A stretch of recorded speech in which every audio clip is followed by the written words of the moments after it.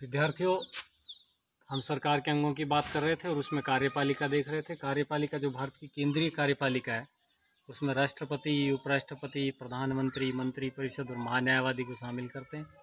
उसमें से हमने राष्ट्रपति के बारे में थोड़ी सी जानकारी प्राप्त कर ली थी। आज हम उपराष्ट्रपति के बारे में अध्ययन करेंगे।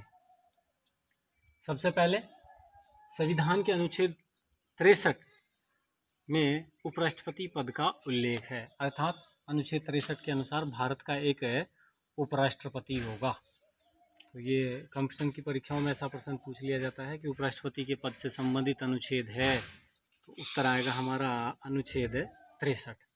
उसके बाद कौन व्यक्ति भारत के लिए उपराष्ट्रपति बन सकता है, अर्थात पद की योग्यताएं। एक तो सीधी लिखनी है कि वह भारत का नागरिक हो। दूसरी बात, उसकी आयु कम से कम 35 वर्ष हो।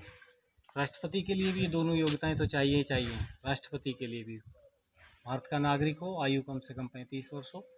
वहाँ राष्ट्रपति के लिए उसमें लोकसभा का सदस्य निर्वाचित होने की योग्यता होनी चाहिए और उपराष्ट्रपति के लिए राज्यसभा का सदस्य निर्वाचित होने की योग्यता होनी चाहिए। तो ये 3 योग्यताएं होगी। भारत का नागरिक हो, आयु कम से कम 35 वर्ष हो, अधिक कितनी भी हो सकती है, और वह राज्यसभा का सदस्य निर्वाचित होने की योग्यता रखता हो। ध्यान रखना, भारत में कोई भी व्यक्ति जिसकी आयु ये योग्यता वो रखता हो, वो कितने भी बार उपराष्ट्रपति बन सकता है। उसके बाद हम कार्यकाल की बात करेंगे। इसका कार्यकाल 5 वर्ष का होता है। ध्यान रखना, कार्यकाल 5 वर्ष का। उसके बाद है त्यागपत्र। उपराष्ट्रपति चाहे तो अपने निर्धारित कार्यकाल अर्थात 5 वर्ष से पहले राष्ट्रपति को संबोधित करके अपना त्यागपत्र दे सकता है। राष्ट्रपति अपना त्यागपत्र उपराष्ट्रपति को देता है और उपराष्ट्रपति अपना त्यागपत्र राष्ट्रपति को देता है। ये भी ध्यान रखना, रिवाइज है। राष्ट्रपति त्यागपत्र देगा उपराष्ट्रपति को और उपराष्ट्रपति राष्ट्रपति को त्यागपत्र देगा। उसके बाद है पदच्युति, कि इसको निर्धारित कार्यकाल से पहले हटाया जा सकता है। बोलचाल की भाषा में इसे भी महाभियोग कह देते हैं, वैसे महाभियोग होता नहीं है संवैधानिक तरीके से। हटाने का तरीका क्या है? एक महत्वपूर्ण जो लाइन है वो ये है कि उपराष्ट्रपति को पद से हटाने की प्रक्रिया का प्रारंभ केवल राज्यसभा कर सकती है। लोकसभा उपराष्ट्रपति को पद से हटाने की प्रक्रिया का प्रारंभ नहीं कर सकती।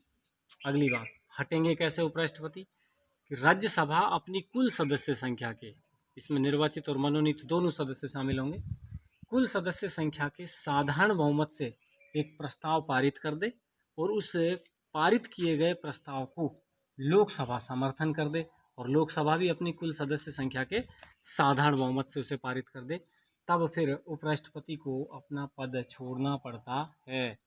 ये उसकी पदच्युति है। उसके बाद निर्वाचन पद्धति वही जो राष्ट्रपति की थी, एकल संक्रमणीय आनुपातिक मत पद्धति। गुप्त मतदान द्वारा अप्रत्यक्ष रूप से भारत के राष्ट्रपति का चुनाव होता है।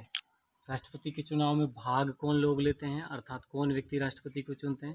तो इसका उत्तर आएगा भारत की संसद के दोनों सदनों के सभी सदस्य। यहाँ लोकसभा के भी सभी सदस्य, यहाँ सभी सदस्यों का मतलब है मनोनीत और निर्वाचित दोनों, और राज्यसभा के भी सभी सदस्य मनोनीत और निर्वाचित दोनों।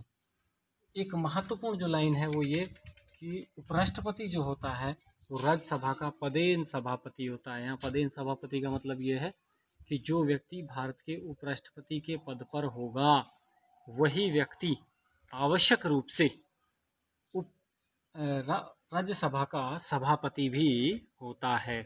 अब दिक्कत यहाँ आती है कि राज्यसभा के सदस्यों का कार्यकाल 6 वर्ष और उपराष्ट्रपति का कार्यकाल 5 वर्ष।